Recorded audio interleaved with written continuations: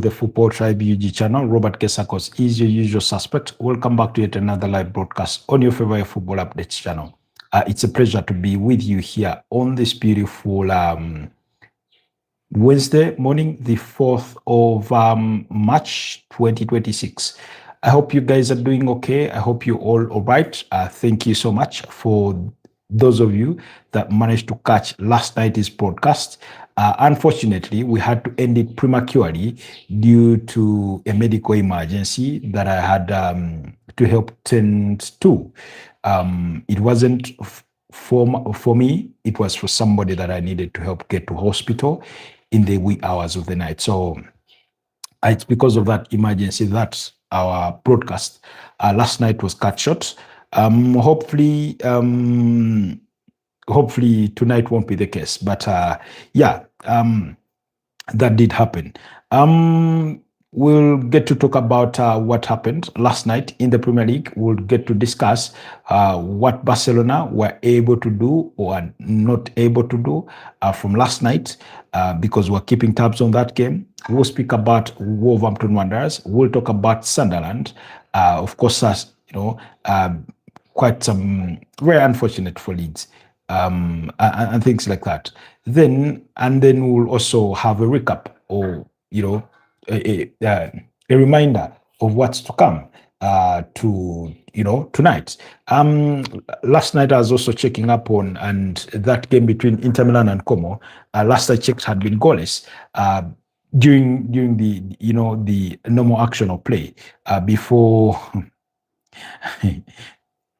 Before running away and things like that. So once I ran away to hospital, my entire rest of the night schedule was, sent into disruption, but that game still ended goalless. There's a game between Strasbourg and Reims. That one, Strasbourg won by 2-1. Port Vale managed to overcome Bristol City, beating them by 2-1 for them to advance to the fifth round of the FA Cup, which is also the round of 16 and things like that. So we'll get to discuss all that in this morning's broadcast for those of you that will be part of it. Man, football is cruel. I'll never stop saying that. It's cruel depending on where you're standing, depending on who you are or who you're up against, or depending on how a result goes. Because there's nothing that is more agonizing in football than conceding a late equalizer or a late winning goal for the opponent. If you're the fan of the game, it makes you feel the way it makes you feel. How about the players on that pitch? How do you think that plays out in their heads, in the moment of it? So that's why I say I do feel for Liverpool fans. A couple of weeks ago, it was Arsenal having to go through those emotions. And yet, fast forward, barely 2 weeks, and it was Liverpool's turn. Just over last Friday, it was Aston Villa's turn. Whereas for Aston Villa, they were on their own path to try and find that equalizer that never materialized. It's Wolves that hammered the final nail in their coffin on the other side. So it's been quite a story. And one, I don't know, of hope, 91% chance, 99% hope is the story of Wolverhampton Wanderers, because now, for the first time, yes, for the first time this season, Wolves have won 2 consecutive games in the Premier League. Of course, they've played 30 games and they have 8 games left. But throughout the entirety of this campaign, Wolves had never won 2 games in a row. As a matter of fact, before kickoff yesterday, Wolves had only won 2 games in 29 Premier League games. And that was against Aston Villa and then previously against West Ham. So add Liverpool to the list. The easy part is saying Liverpool were poor. And indeed they were, by measure of their own standards. But Wolves were good. You see, the beauty about football is that while acknowledging that an opponent was poor, it doesn't necessarily mean that the other team wasn't good. Two instances can be both right. That Wolves were good and Liverpool were poor. It can also be a case of both sides being poor for a poor game and one side just edging it, out of a sheer moments, out of luck, whichever way you may slice it. Just as much as it can be that both sides can be equally good or evenly matched, sometimes to end in a draw, or sometimes for the game to be decided by one key moment. Allow me to make reference just about over a week ago when Man United played Everton on Monday Night Football, and Man United won the game by 0-0. It wasn't because it was miles apart a contest between the Red Devils and the Toffees. No, it was a close, well competed for game that Man United managed to come out on top of. And as hard as it may be to take in, it was United that carried the day with that strike by Benjamin Sesko. So here we were. Of course, the two sides, Liverpool and Wolverhampton Wanderers, played out to a barren first half. A first half that hardly produced many key moments. Because to the best of my recollection, even the best goal-scoring chance of the game came early in the second half, around the 50th minute, when Liverpool have that corner kick fumbled. You know, there's a mixture of reaction in front of goal. The ball ends up kissing the first of the crossbar, and then before it is cleared, you know. When you go back to Jose Sa's save against Riongo Moha, and then a very comfortable collection from a Cody Gakpo attempt and a Dominic Szoboszlai attempt from distance, there's not much in it, really. There's not much in it.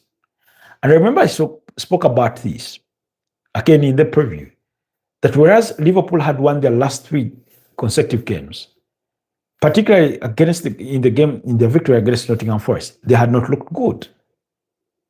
It's a game they managed to win, scrapped away with set-piece goal, or at least a scrambled moment for McAllister to win them all 3 points. But the performance was very wanting. It was far from convincing. And so yesterday was sort of a reminder of how poor Liverpool can be, how they can struggle to create chances from open play. You know, it was that sort of sad reminder. Like I said, a barren first half, not much in it. If you missed watching it, there's no absolutely regrets. The same way I felt that there's no regrets in me not watching the first half between Brentford and AFC Bournemouth, as well as the second half, because I did not watch the entirety of that game. I watched a bit of Leeds versus Sunderland. I watched Everton versus Burnley, bits of it. Of course, Liverpool versus away to Wolves, and the game between Barcelona and Atletico de Madrid. That's how my attention was split, or that's how I tried to distribute my time to the best of my ability. Usually the challenge that comes with watching or trying to keep up with many games, at least actively as opposed to passively, is that oftentimes you're bound to lose the concentration of it because you keep switching. But for example, it's happened to me multiple times where if I'm watching 2 games or 3 games concurrently, I may not end up watching any of their goals in real time because as you turn attention to this game, decide there is a key moment or a goal. And as you turn your attention to this one, then this one has its own key moments or a goal, and it spreads across. So you tend to get that kind of you get to have that kind of observation, really. So, but it is what it is. It is what it is. You sort of get there with time. So, like I said, the first half did not offer much, and then in the second half, I think the 78th minute, Rodrigo Gomez scored to give Wolverhampton Wanderers the lead.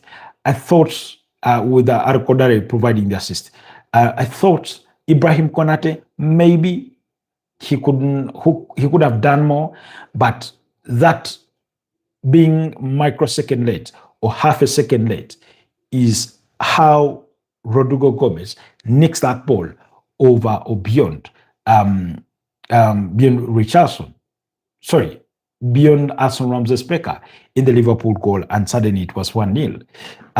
Then Wolves orchestrated their own downfall because it was a blind pass from a Wolves player attempting to find another. I don't know why, and for me that's the challenge I have. And it has nothing to do with Wolves, but it has to do with teams that want to play from out of the back. I have no problem with that, but oftentimes players go half forward and fall backwards. In other words, they make 4 steps forward, and instead of going forward and make another 2 steps or try to find somebody in the channel or whichever person forward, they look to go back. It's like a safety net of some sort. It's like a measure. Do you remember that game between Newcastle and Aston Villa in the FA Cup that Newcastle won by 3-1, with the red card for Aston Villa being given to the goalkeeper, Boaz, when Chris Kavanagh had a poor performance of a refereeing day, as though he was hoping that VR would be there to rescue him, yet well knowing he knew VR was never going to be involved. He almost felt deliberately poor on the day. It's like they hoped for a rescue. And that speaks to the statistics that I was highlighting the other day, that defenders are having more touches on the ball than midfielders, than forward players. Why? Because the ball is kept behind. So those plays the back pass, it is intercepted. Mohamed Salah goes on and scores, and it's 1-1. That's in the 83rd minute. And then you're thinking, as the game wears on, usually when usually when you get into those final minutes, in the 90th minute mark, there's a part of both parties that feels, or maybe we should just see it out for a draw, and after all, a point is worth something. And then also you have a section of both teams who, at parity, think, yeah, we can have a go for it and win it. And Liverpool were playing towards that. In fact, it was Ramsey-Specker's quick play that put the ball in harm's way or gave away the ball. Wolves win it back, and Andre has an attempt on goal. Ball is deflected, and it beats Alson Ramsey-Specker in the 4th minute of stoppage time. And that was the story. Wolves win 2-1 against Liverpool. Now, I did not see that coming. It was never my prediction that Wolves were going to win. I never thought they could win. I did not think it was impossible to do, because like I keep saying, it's not impossible. It's only impossible until it is done. And In football, anything can happen. We've seen the stunning results week in, week out. We've seen upsets in football at major tournaments. We get to see it every day, upsetting the balance of scale when the underdog comes and wins. And not just winning, but also doing it in a way that is a bit convincing. What do you think about USA and Iranian war? That's Engineer Yassa. I think it's a very unnecessary war. Very unnecessary.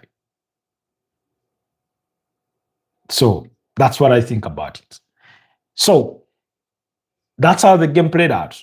And for the first time this season, Wolves have 2 consecutive victories following their 2-0 victory last Friday against Aston Villa and yesterday against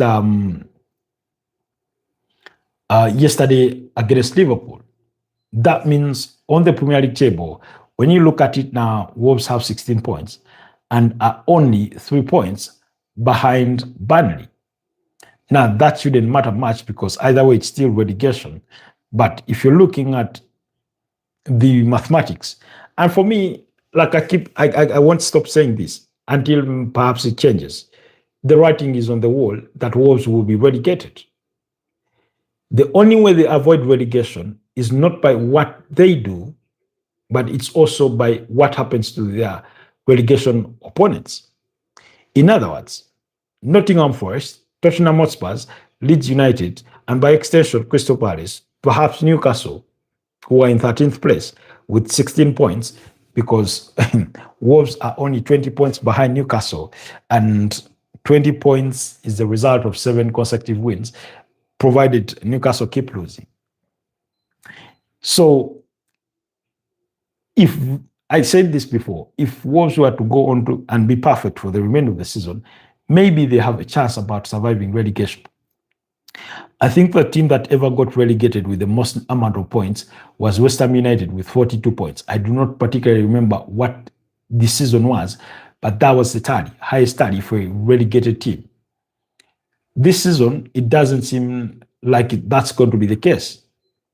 But while Wolves take care of their business, they have to pray, hope, perhaps against hope, that their relegation opponents equally suffer a spell of bad results. That's what they will be hoping for.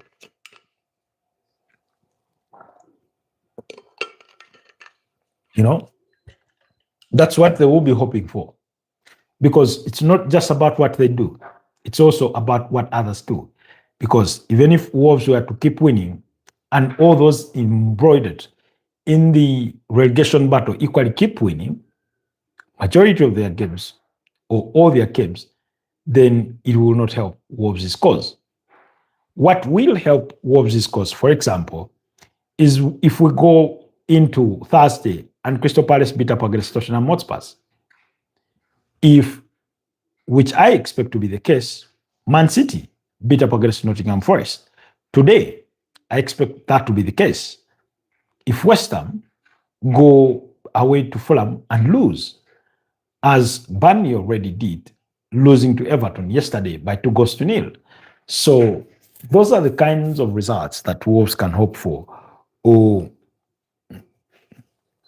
can sort of bank on to say we still have a chance. Mathematically, they have the chance. But like I said, it doesn't entirely depend on them. It also depends on their other relegation opponents and how they behave or how it may happen for them, in that sort of sense. Anyways, I'll leave the Liverpool conversation at that. And let's move on quickly.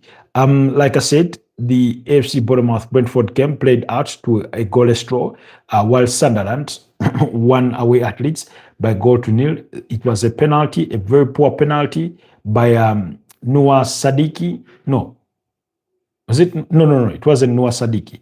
It was Habib Diarra. Yes.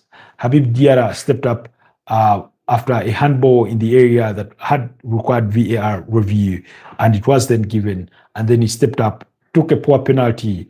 Carlo Dallo, the Leeds goalkeeper, only has had himself to blame for not dealing with that one sufficiently, because he has attached to it, but it still creeps back into the net. And they were able to see that out. Leeds tried to push on. Meanwhile, the goal itself came after moments after Leeds thought had taken the lead through a free kick by Aaron Stach. And then it was headed in by, I forget who headed it in before it was cancelled by VAR. Yes, it was by Rondon, Joe Rodon, who had headed it home to give Leeds the lead, but he had veered offside. He had gone a couple of seconds too early in the running to head that ball. But the cross had been wide on the money. So then Sunderland get a penalty on the other side. They score it, and the rest is history. Leeds tried to push for it, to push for an equalizer, but it was never meant to be. So they lost by 1-0. Then in the other game of the evening, Everton beat up against Burnley by 2-0. James Tarkowski's header, as well as Keenan Drisbury Hall scoring in that one to give Everton a 2-0 victory. Everton could have scored more, but perhaps there's what's his name? Idris Ganagoye hit the top corner of the framework, so that was really close.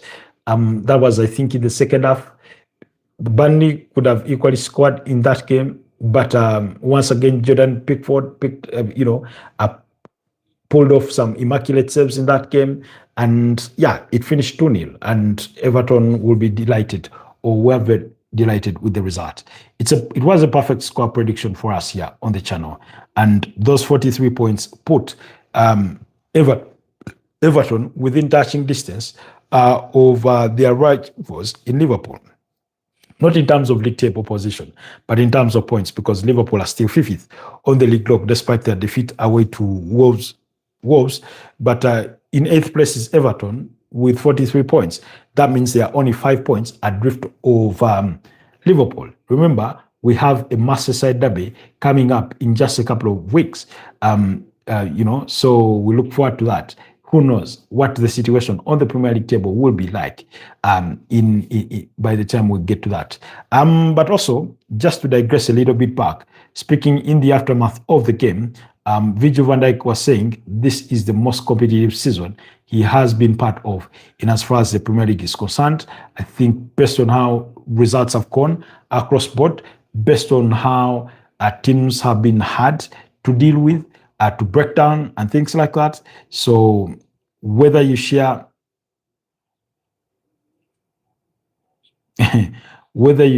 those similar sentiments or otherwise, it is what it is. Because I believe it's been a very competitive season, by the way. Because when you go through the Premier League table, the point differences across the table are almost marginal. Not negligible, but marginal. If you assess that Arsenal only 5 points ahead of Man City will even have a game in hand, then there's that. Then you have Man United in 3rd place, who, alongside Aston Villa, who are all 8 points behind Man City. 8 points is not that big a deal. Then you have Liverpool, who are 3 points behind Aston Villa. You have Chelsea behind Liverpool with 3 points. Brentford, a point behind Chelsea. And like that. So it goes on to be a point. Excuse me. Some teams are level on points. Then you'll find a 3 points gap, a 1 point gap, a 4 point gap, actually 4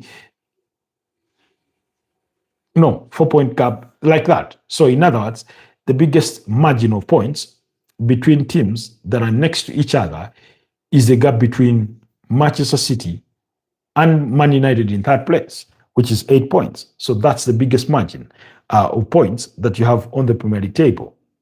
Is that good enough? I don't want to think so, or I don't believe so, you know. So, but it is what it is, you know. So that's how competitive the season has been. Anyways, allow me to move away from the Premier League for a bit and go to Spain, where the semi-finals of the Copa del Rey return leg went on yesterday in a very, very, you know, spirited fight back or beautiful performance from Barcelona. Excuse me. However, as good as their performance was, it was not good enough. It was good enough to win them the game, but not good enough to win them the overall tie, you know, because Barcelona, first of all, no matter how hard they tried, and they did try, they created some really good chances. They tried to have a go for it. They just could not find the breakthrough. In fact, their goal, first goal, came in as late as the 28th, 29th minute of the game through Mark Beno. You know? So when you remember that, it sort of put them in a good place. But when you remember what we were saying earlier on, before the game was played, was that Barcelona needed to get a quick goal as soon as possible. Literally, as soon as that game started, they needed to get a quick goal. Atletico de Madrid, I do commend them. They denied them that opportunity. But nonetheless, Barcelona, with their fighting spirit, managed to go into halftime with a 2-0 lead, thanks to goals from Marc Beno and a penalty from Rafinha. Yet they did all that while limiting the chances that Atletico Madrid were having on the other side, because I think Joan Garcia only had one, literally, not even a save, one comfortable catch in the first half. And then you had a chance for Ademola Lookman that he headed wide of the mark. So Rafinha converted the penalty, Barcelona going to halftime with a 2-0 lead. That's the place they would have hoped to be, where they would have prayed to be, where they would have wanted to be going into halftime. That by the time you get to halftime, you've halved the deficit, because Atletico de Madrid came in the game with a 4-0 aggregate lead, following their first leg triumph at the Riyadh Air Stadium. And then you must also give credit to the Mosso, the Atletico de Madrid goalkeeper, because he made a couple of saves in there that ordinarily on another given day would have given Barcelona the kind of result that they would have wanted. You know, at some point, he was forced into a double save in quick succession. So really, but you know, and it was the same story even in the second half. Barcelona needed to get that quick goal early into the second half. Unfortunately for them, that goal did not come until around the 72nd minute, you know, and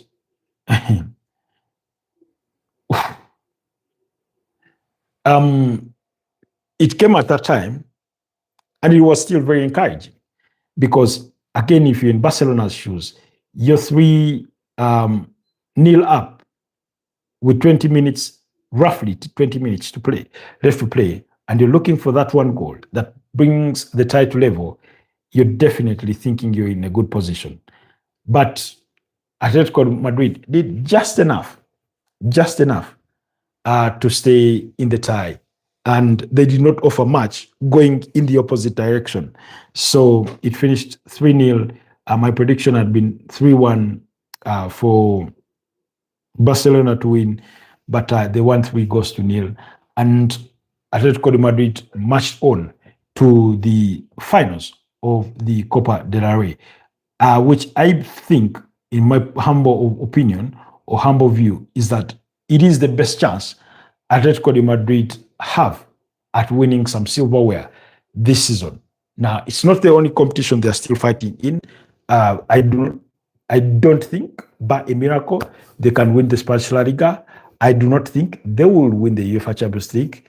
I say that because they've proven to be a very untrustworthy team or an unreliable team in their performances when it comes to consistency, but also they've never won it, so history is not on their side. Nonetheless, for the Copa del Rey, we know that the other semi-final is between Real Sociedad and Athletic Bilbao, which Real Sociedad take a 1-0 lead from the first leg after winning away at San Mamés. So whoever goes through to the final to see Atletico de Madrid will be the favorites. They will be the bigger team or the better team. But then only time will tell whether they live to that bidding or they still squander it.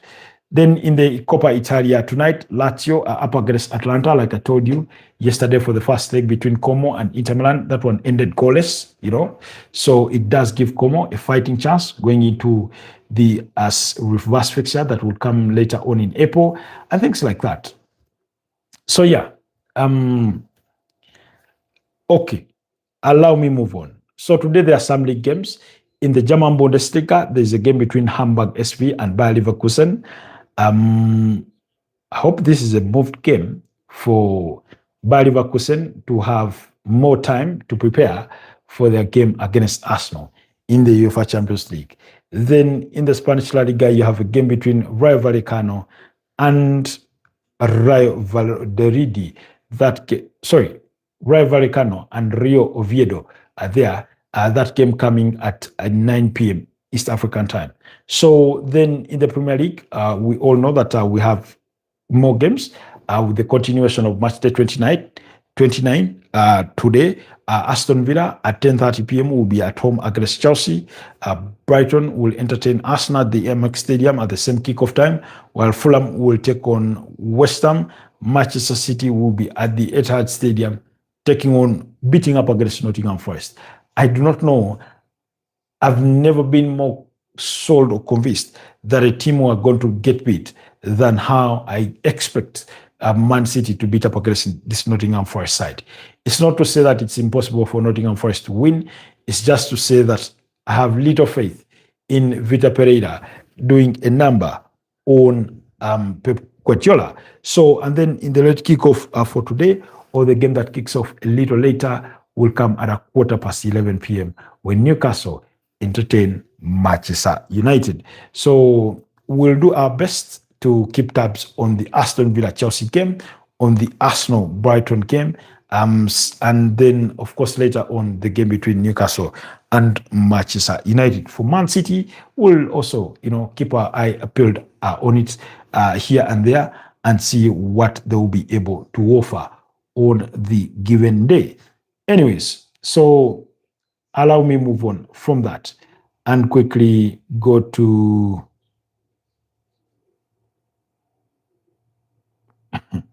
and move on to other news. So yesterday we spoke about this, that Brazilian forward Rodrigo Goes had been confirmed by the Real Madrid medical team to have suffered an anterior cruciate ligament during their 1-0 defeat against Getafe. So very unfortunate news. Carlo Ancelotti knows Rodrigo Goes one too well as the boss for the Brazil national team. I'm sure, despite his poor performance or lack of form this season, and by the stretch last season, that he was among the players he was considering taking to the FIFA World Cup in terms of Brazil's forwards, alongside Rodrigo Goes, Gabriel Martinelli, Richarlison, never understand why. Gabriel Jesus, maybe Gabriel Jesus Fernando, maybe, but now Rodrigo Goes has ruled himself out following that, anterior cruciate ligament injury that he has suffered and is said to be out for a period of about 6 to 7 months as he undergoes recovery. It required some experts to step in and do the review, but it's very, very, and not so good news are coming in from there.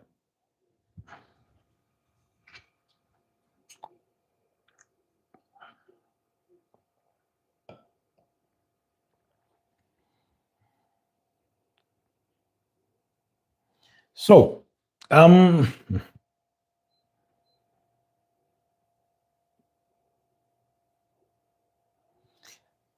it's been an odd season. It's been an odd season, if we are being honest.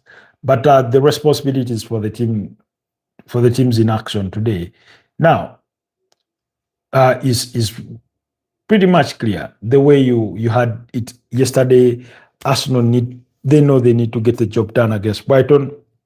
It's not going to be easy. We did a full preview of that. For those of you that want thoughts on that, please go over to the channel under the live section and watch our episode from yesterday. Then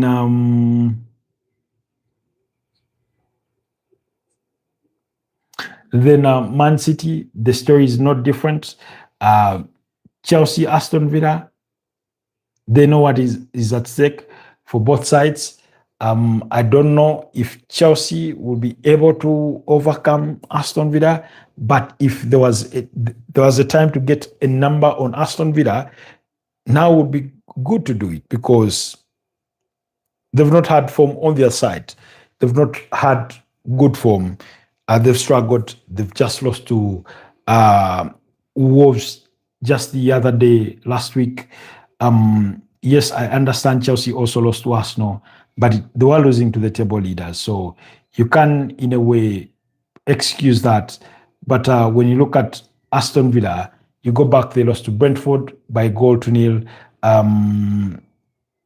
You go back to that game against Leeds 1-1, Bournemouth 1-1, beat up against Brighton unconvincingly, and they also lost.